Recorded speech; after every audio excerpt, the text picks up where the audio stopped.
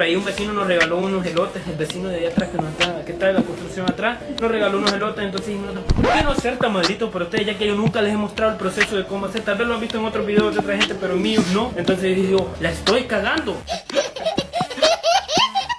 No estoy haciendo un video de tamales. Entonces aquí estamos. Y como ustedes saben, uno siempre que va a los elotes, le salen estos especímenes. ¿Eh? Tenga, chon.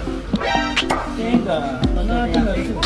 Va, ahí tenga. Usted va a encargarse mientras nosotros trabajamos en los elotes.